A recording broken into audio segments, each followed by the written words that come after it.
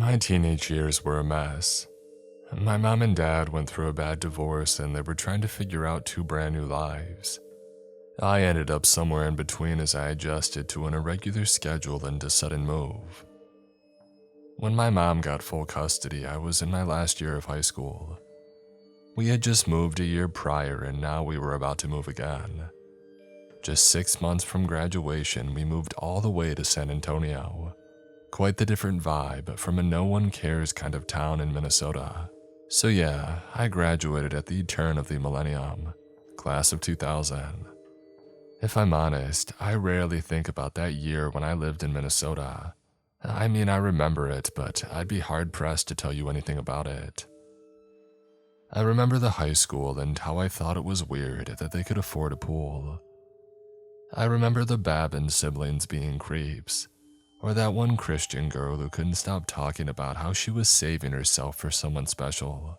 And there was the guy who stayed in the computer hall all day, and the gym bro and the guy who kept getting shoved into lockers. People called him Handsome Man as a cruel mockery. I think my favorite was a guy named Hank. His dad was a plumber and he was gonna be a plumber too. Hank was the kind of guy who liked collecting things, weird things, like lost screws, pop tabs, or bottle caps. He would categorize them by color or weight and keep them in little jars in his locker. The one time I saw it, he had like 30 jars, all meticulously sorted. And that's the one guy I guess I could call a friend from back then. He was gonna be a plumber and I was gonna be a veterinarian. I reached my goal, but I have no idea if Hank ever did. I haven't thought about those days in Tomskog High in a while. I've had no reason to really. That is until not too long ago. Nowadays I live out in Kerrville. I got a wife, 2 kids, 2 cars, and very pampered golden retriever. We've saved a lot on bills for that pup. My kids are about the same age that I was when things went to crap, but I'm glad to say that the cycle is broken. I'm happily married. We've had a few hiccups along the way, but it's been more like sleep on the couch kind of hiccups, not the get out of my life kind. In this kind of life, you don't need to think back on your teenage years. You're busy worrying about your kids' college applications and tuition, or that weird sound you hear when you take a sudden right with your car, or why your favorite shirt is starting to feel too tight. My hair's gone a little too thin and my eyes are a little darker, and I have a harder time staying awake during movie night. But that's all just flavor, you know. It's all just life. A whole bunch of little worries. So when I had a couple of strangers come knock on my door, I didn't think much of it. I was home alone on a Sunday. I had just walked Kitten. Yes, the dog is named Kitten. And I was about to settle down for lunch when there was a knock at the door. A white van with the logo of a wrench, a cogwheel, and a couple of pipes. Very generic. I opened the door to see 2 men in orange coveralls and full tool belts. They introduced themselves with a company name that I didn't recognize. They asked me about my name and I confirmed my identity. Oh, the city has taken steps to minimize damage from flash flooding. One of them explained. We're doing some groundwork, looking at possible run-throughs. Since you live at the end of the block, chances are we're gonna have to go all around your property. So what are we looking at? I asked. Do maybe 3 months of road work a stone's toss away from your bedroom window, he continued. Unless we can work something out and go straight through your backyard, then we're looking at a month, tops. Well, I think I'd be entitled for some compensation then, and I would have to talk to my wife about it. Well, of course, yeah, he nodded. Come along, I'll show you what we're working with. I stepped out of the house, looking back at Kitten. He wasn't happy about it, tail between his legs and all. I closed the door and followed the men to the van. The moment they opened the side door, I was confused. There were no pipes, no tools, nothing. It was a blacked-out storage with soundproofed walls. One of them pulled a hood over my head. The other tased me. It felt like they had tied all my nerves to a single spot and were trying to rip them out of my skin. They must have practiced this 100 times, it was so fast. Just a couple of seconds and then I was face down in the back of a van with my legs and hands zip-tied. One of them stayed in the back while the other sped off. A couple of streets later, they stopped. They did something to the side of the van, presumably changing or removing the logo, as well as changing the license plate. Meanwhile, the guy in the back wrapped me up in some kind of plastic. "The best thing you can do is be quiet and still," he explained. "Are we gonna have a problem?" I remember trying to ask 100 questions at once. There was no reason this should happen to me. I wasn't involved in anything sketchy and we didn't have millions stashed away in some Looney Tunes kind of safe in my wife's home office. They hadn't even checked my wallet for cash. They just took my cell phone. I finally managed to get a question out. "What do you want?" "I'll be honest," he said. "I have no idea." We drove for a couple of hours. They sat me up and chained me to the wall. I was given some apple juice through a straw. For some reason, they treated me like I was dangerous. They would shy away from me whenever I moved. I could hear their tools rattling as if they were prepared to tase me if I said something they didn't like. You lose a sense of time when you're wearing a bag over your head and your heart beats at 150 miles per hour. But eventually they stopped the van. We were somewhere far out. The road had felt uneven and I could hear birds chirping. A light shone through my bag as they opened one of the side doors and got into a heated conversation. "How can this be the guy?" the driver said. "He's not trying anything. We've seen nothing." "He's on the list. It's best not to question it." "But what if we got it wrong? You saw what it took to dredge that melon head out of the lake." That tickled something in my brain. I hadn't heard that nickname in years. There was this one guy who used to stay in the gym a lot. He had a rounder kind of head than most people. Not like misshapen or anything, just unusual by comparison. He liked the nickname though. He thought melon head meant that he had a big brain. I could still imagine him doing lifts saying, "More, more, more," between each rep. But that's when it first hit me. They were talking about my class that 1 year back in Minnesota. This had something to do with my high school years. "I was only there for a couple of months," I said out loud. "We had to move." "What?" The guy in the back stepped back in and leaned down to me. I explained at length how my mother had moved to Minnesota on a whim and how we had left well before graduation. "So you never got the shots? Nothing?" "What are you talking about?" I could hear hesitation in his voice. Someone had messed up somewhere down the line. The two of them stepped away. "Look," the driver said, "we can either be the ones who took some initiative and disobeyed a direct order, or we can do what we're told.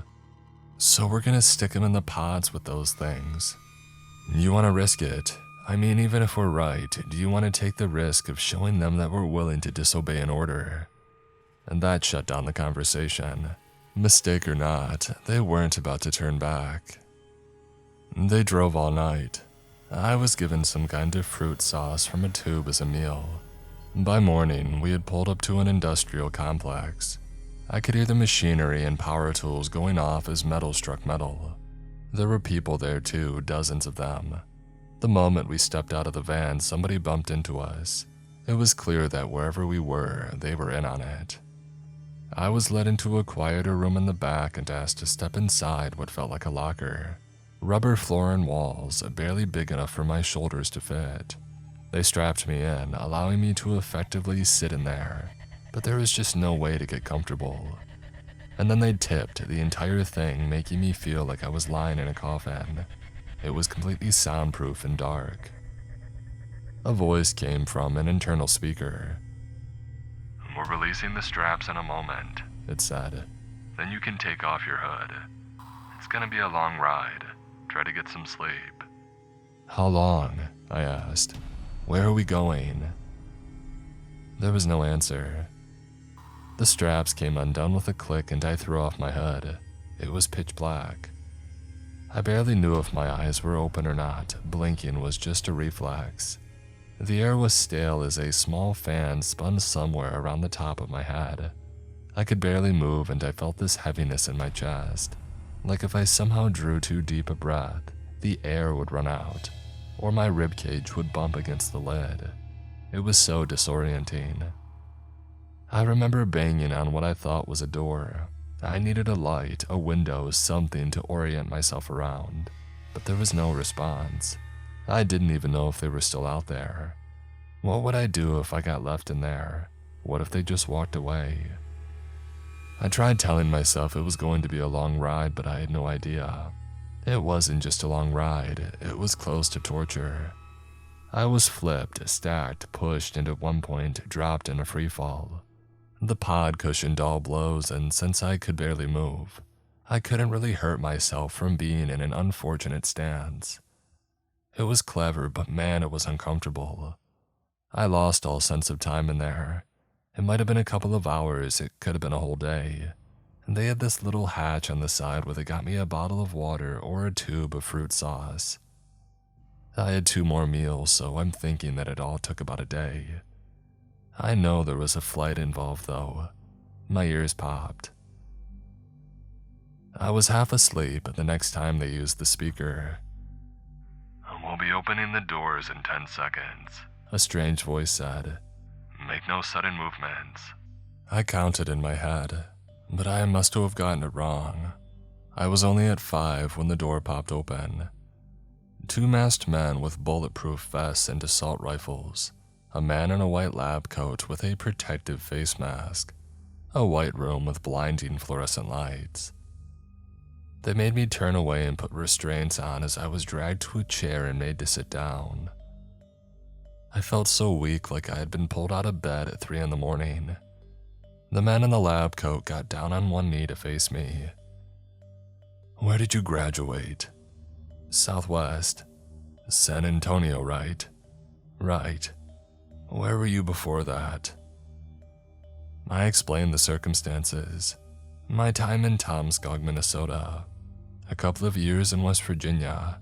Before that, South Dakota. That's where I had spent most of my life. The man was very patient, allowing me to explain. I saw him making notes on a clipboard, doing check marks next to lines that my eyes were too fuzzy to read. "Checks out," he said as I finished. "You were never part of the class long enough to get any booster shots or heat therapy." "No, nothing like that." "So when you hear names like Digman, Babin, Bogan, that means nothing to you?" "It rings a bell, but..." I shrugged. I could hear the resignation in his voice as he got back up, giving the others a long look. The armed men shuffled about, looking at one another. "Put him in a room," the doctor said. "He's not part of the subject line. I'll sort it out. And go ahead and tell Ridge to prep for extraction." "Sir?" "The man's a veterinarian. What are we gonna use him for?" The doctor snapped back. "You that desperate to get your cat's teeth cleaned?" "No, sir." They led me through the facility. All corridors sort of looked the same, but they were brimming with people. You could hear all sorts of noises. I recognized one as a bone saw. We went past this one room where they had a pod like mine on a table, preparing for surgery. I was escorted to a small room. Bright as all hell, but there was a dimmer switch. Sleek interior like if Apple made a hotel room. Lights along the ridges of the furniture, a ceiling fan that could be heard but not be seen, a TV built into the wall. A queen-sized bed, a couch, a bedside table with a water pitcher and a glass, a bathroom with a shower, a mini fridge with a couple of snacks and sodas. Honestly, I had slept in worse places. I took some time to decompress. I was still a prisoner, but at least they were hearing me out. I figured there had been a mistake, but I couldn't figure out exactly what. Maybe someone in that class had done something terrible, and everyone they had been involved with was under scrutiny. But if so, why wait this long? I couldn't figure it out, but I counted my blessings. I was out of that pod. With a little luck, I might be able to get on a flight back home sooner rather than later.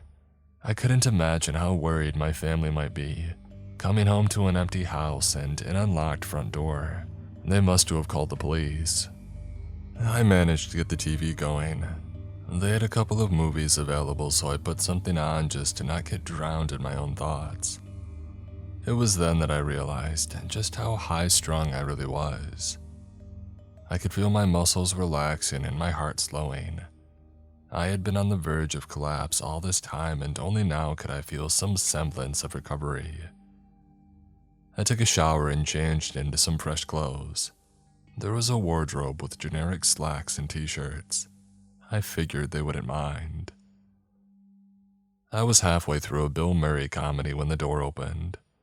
A woman in a gray pantsuit was escorted inside by an armed guard.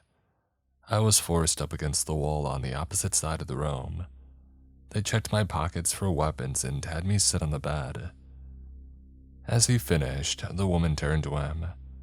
I think she was in her mid-30s, had this short, almost platinum blonde stubble of hair. "We got it from here," she said. "You can wait outside." She sat down on the couch across from me, looking at the paused frame of the movie with a vacant smile. "I just think we ought to have a conversation.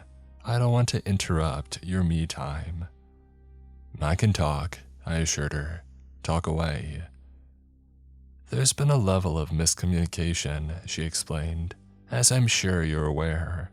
You mind telling me why I'm here, what you think you're doing?" She gave me a long look, tilting her head. "I want you to consider something," she said. "Think about where you are, about who you might be talking to. Consider the lengths we've gone to in order to get you here, into this room. Now ask yourself this. Is asking me a question like that beneficial to your current situation?" I shook my head, staying quiet. "I would agree," she continued. "So maybe we should stick to me asking the questions." She went through a list of checkpoints, asking about my mental and physical health. She asked me about people that I spent a lot of time with, about my children and spouse. It's as if they were looking to see if anything stood out. She couldn't find anything. She corroborated my accounts with what had been said previously, adding little check marks to a list. "Well," she sighed, "it appears you weren't supposed to be on that list. I suppose an apology would be in order."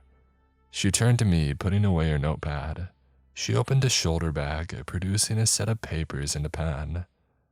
"This has been an unfortunate misunderstanding, and we will be sure to rectify it.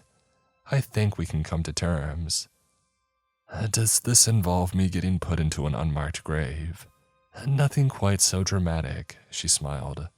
"That would create a lot of questions. I think the best thing for both of us is to arrange a small cover story and compensate you handsomely for your time." I was given a contract with a firm called Hatchet Pharmaceuticals. This contract confirmed that I had been consulting them on an important project. They spelled out a point list of items to be compensated for, like food, hotel rooms, overtime pay, all the bells and whistles. There were receipts. All in all, it was more than fair compensation, just over 6 figures. A solid cover story. "We're very thorough," she said. "We can assign a representative to explain the situation to your family." "I think that'd be for the best," I agreed. "And after this we're done, we walk away, correct?" "Correct. I'll have you on a flight first thing in the morning." I had no further questions. I signed it. "I hope you see why we can't let you roam the facility. You'll have to stay the night, but we'll do our best to accommodate you." "That's fine, just an early flight. The earliest. Of course." She got up, leaving a copy of the contract. As she left the room, I noticed the armed guard still waiting outside. She turned to me a final time. "I'll get you a root beer. I know you like them." I can't say she was wrong. I suspect they had taken a step back and examined what they knew about me a little bit closer. For a couple of hours, I was comfortable. They got me a proper steak dinner and a root beer, and I ended up watching movies until I fell asleep. The lighting was pretty impressive. It started to dim on its own once it noticed me getting into bed. In that moment, I was positive about the whole thing. I had been compensated, there would be an apology and explanation given to my family, and I could put it all behind me once and for all. Now I just had to wait for that early plane and hope for the best. I didn't have a clock or anything, but I must have slept for about 2 hours when I noticed something. The buzz of the ceiling fan stopped, and the dimmed lights were completely black. I waved my arm a little to see if there was a sensor, but nothing happened. And getting up, I went to check the door. It must have had some kind of magnetic lock because I still couldn't open it. And then I did something, it's hard to explain why. I heard this thumping noise and I just had this feeling. Like it's one thing to hear footsteps, but this sounded wrong. I stepped aside and pressed myself up against the wall, facing away from the door. Seconds later, something stopped outside my room and I hear this metallic groan. The door was bent open inch by inch. Mechanism snapped and bent from immense pressure. Something was standing in the doorway. I heard this low rumble like a snoring bull. And then a crack, followed by a loud chewing like somebody eating a fresh carrot. More.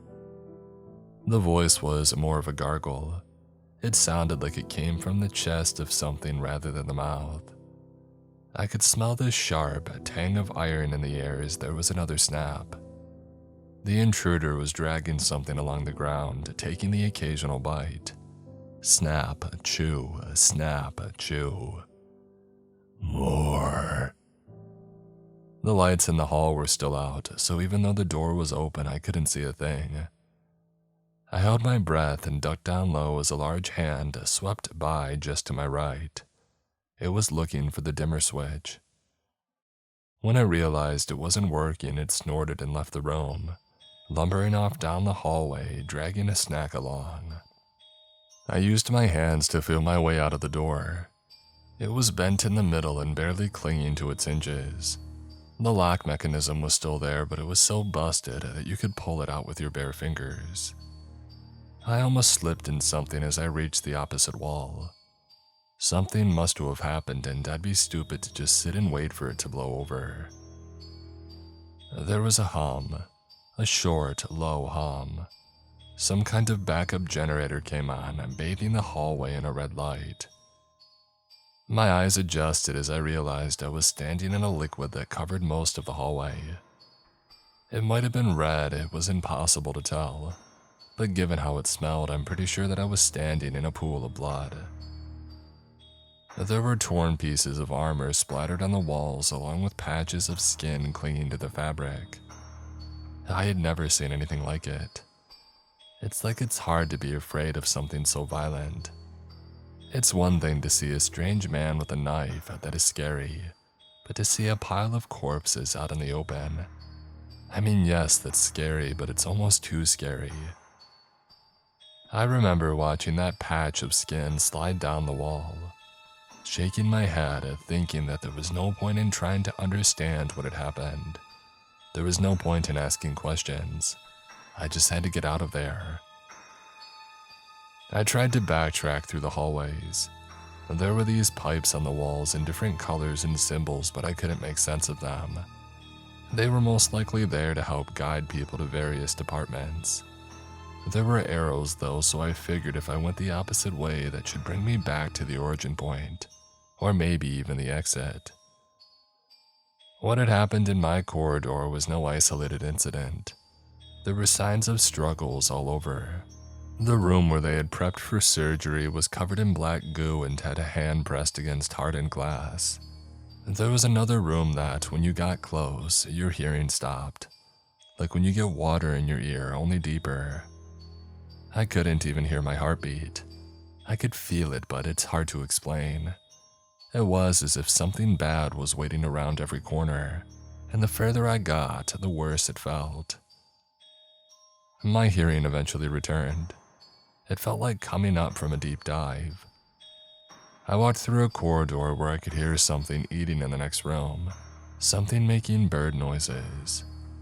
I did see a couple of living people, but they had these strange white masks on and didn't seem to respond to anything. Absolutely everything had gone to shit in a matter of hours. I heard voices up ahead. My first instinct was to run ahead and see what was going on, but I stopped myself. From what I had seen so far, things weren't that simple. I stayed by the corner, listening.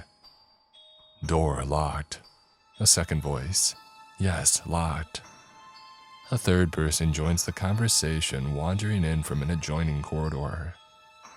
You mask faces happy just standing here.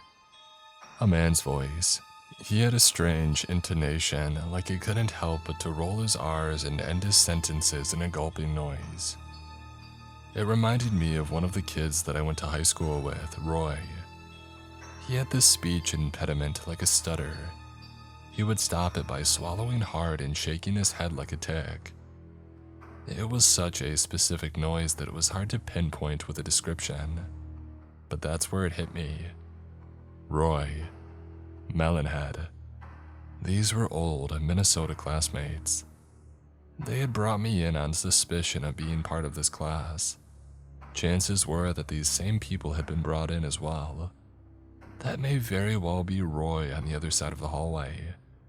But if that was the case, what did that mean? Was all this chaos perpetrated by my old classmates?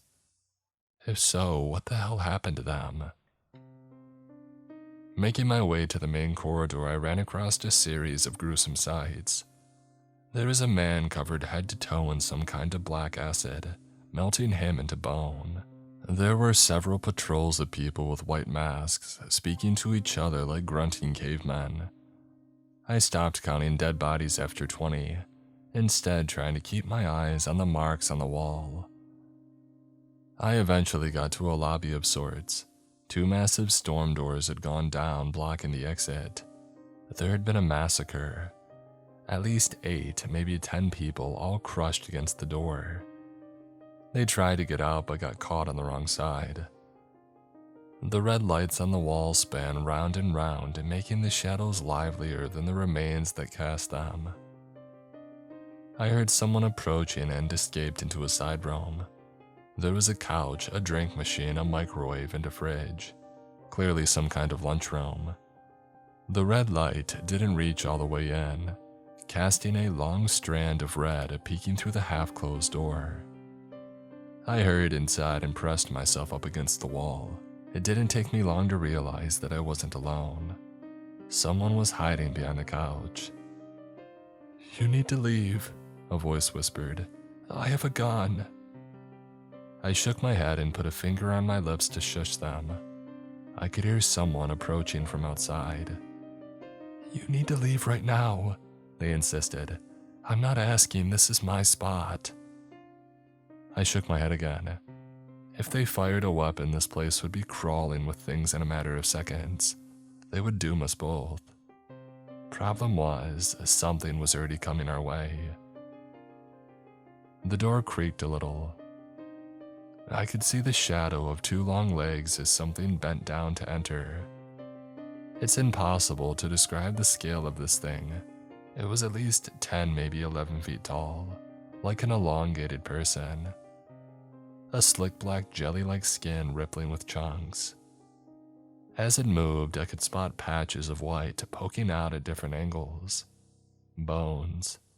Like someone had deconstructed a person and jammed it into a walking puddle. There was hesitation. Whoever was hiding in there with me decided to shut the hell up. A long arm reached out, touching the side of the drink machine. It was such a casual movement, but it was forceful enough to knock the whole thing onto the floor with a bang. A couple of cans rattled out of it. The tall thing poked around a little, making one of the cans burst from the pressure. That seemed to amuse it. It pulled on a pop tab, seemingly frustrated. I could hear something in the distance, like a whir getting louder and louder, and then a series of mechanical clicking and a spark. The lights were coming back on. The red gave way to harsh fluorescent light as I saw this thing in full and clear view. It was barely keeping itself together.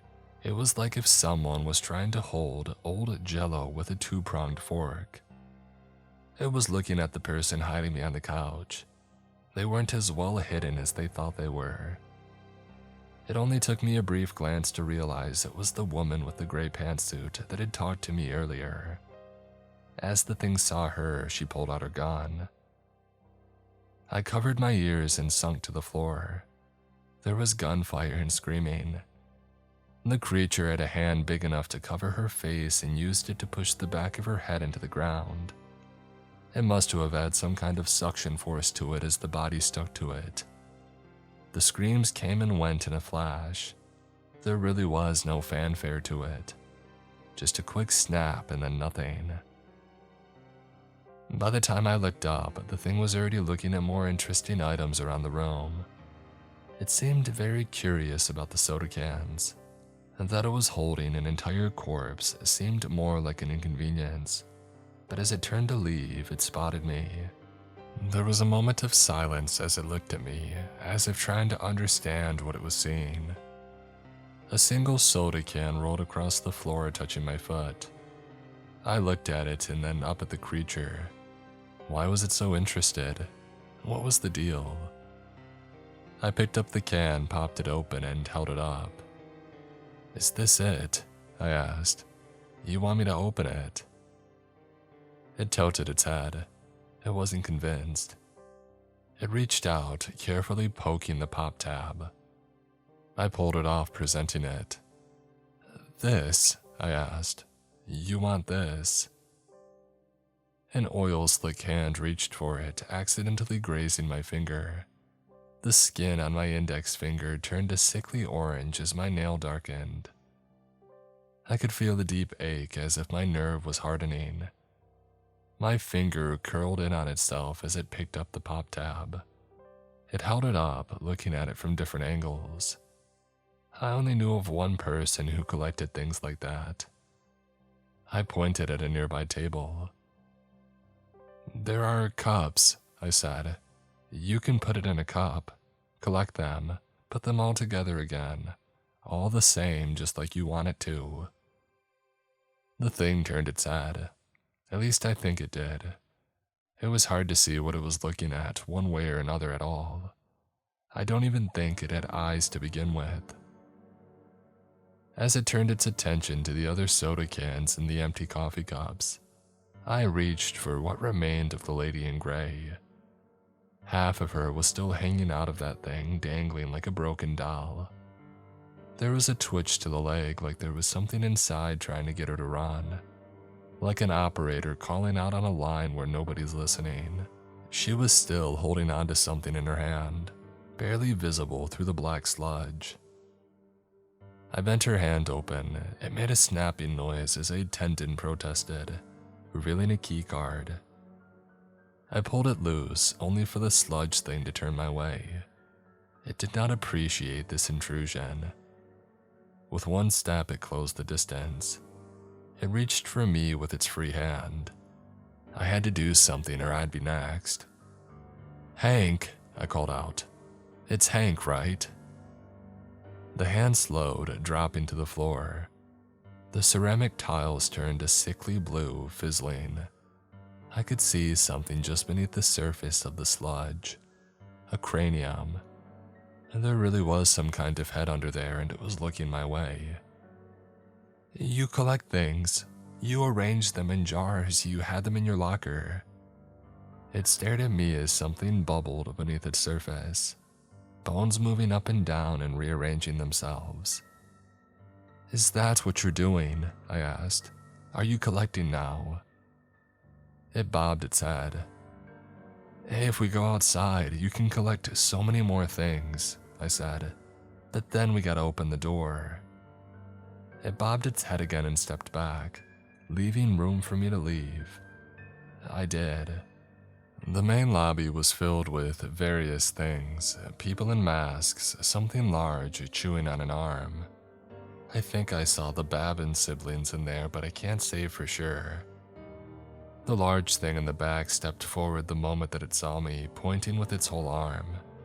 There was no doubt in my mind that I knew this person. Melonhead. His facial features looked a bit exaggerated from when I had last seen him, and he was a whole lot taller, but it was him. I barely recognized him as human now, having an almost grayish skin and dark eyes. I could see him salivating as he dropped a bloodless limb to the floor, advancing towards me in a jog. The sludge thing came up from behind, swinging an arm in a wide arc. It smacked Melonhead over the jaw, sending him reeling back, scratching at his face. The sludge thing was making sure that I made it to the door. I could feel the weight of inhuman eyes staring at me. I hurried up to a control panel on the wall, swiping the access card. Step 1, authorization complete. Please present your hand for biometric confirmation. I swallowed hard as Hank dropped an acid-burned arm next to me. It was surprisingly heavy. I held it up to the panel, manually adjusting the fingers. My stomach churned. It felt like playing with raw chicken. Please hold, the system asked as a taskbar reached 100%. And then green lights. The storm doors started rolling. Some of them ran. Some of them screamed with joy. A couple didn't say a thing. A couple people with white masks kept guns at the ready, scanning the area for threats. Melonhead lumbered outside looking for his next snack. And finally, the sludge.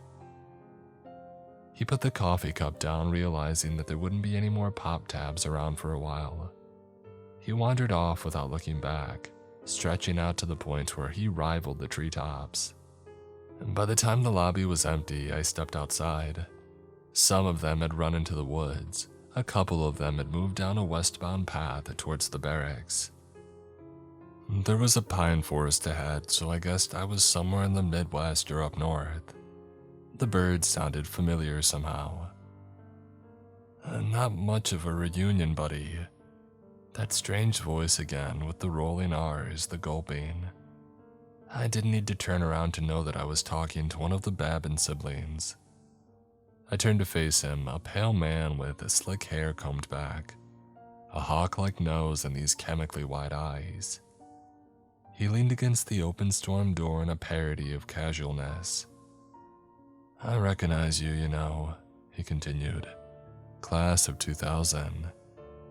Yeah, in Timescog High. Didn't you move? He asked.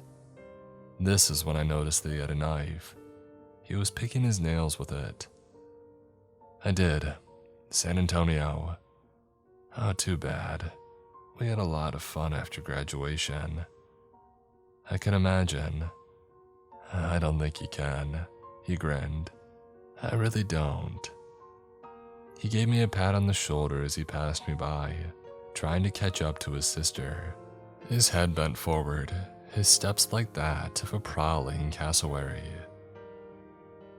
I managed to get to a highway. From there, I got in touch with the police, and from there it was a series of phone calls, a booked plane, and a tearful reunion with my family. I didn't know what to say to them. Was I still bound by that contract? Was there anybody left in that facility to reimburse me? I had no idea. I stuck to the story as well as I could. I did get a check in the mail not long after, printed on cheap paper with a stamped blue sunflower logo. It came with a notice that I would only be getting one payment. They were shutting down that branch of the organization for an emergency restructuring. I guess Hatchet Pharmaceuticals is getting shuttered. I couldn't care less if I'm honest. I got paid and I got out.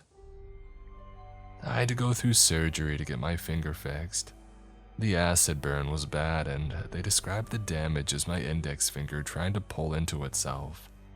I had to walk around with a cast for weeks. I know this all seems too fantastic to be true. A lot of things are. I could write a full book on any one of those corridors, but looking back now, it all feels like a distant dream. It was so unreal that it felt like it happened to someone else. And it's not what I saw that haunts me the most, it's what I felt. A pulse beating out of my chest, not knowing if the next beat will be my last. stepping around the corner praying that no one heard me struggling to breathe. That feeling comes back every now and then. I can be standing in my bedroom looking at the door, and I just get this sense that there's someone waiting on the other side. There isn't, but that doesn't stop me from thinking that there is.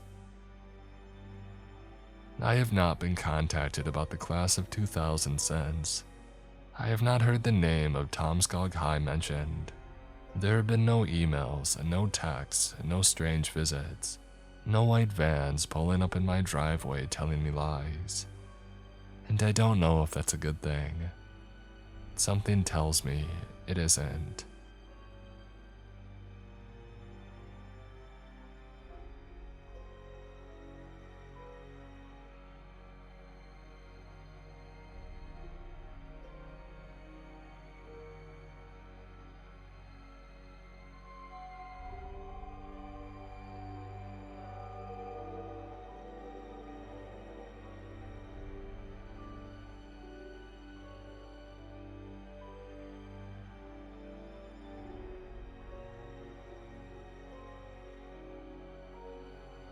Susan Corn, Decky, Ray, Nosy, Casada, Die, Screaming, Cash, Toma, Corona, Woodsman, Sonny, GMD, Leon, Takio, Zarilla, Nina, Kidder, Swan, Damon, Corey, Mark, Mormon, yours truly, Dino, Blood SKV, Wayward Son, Dose Heads, Nigga,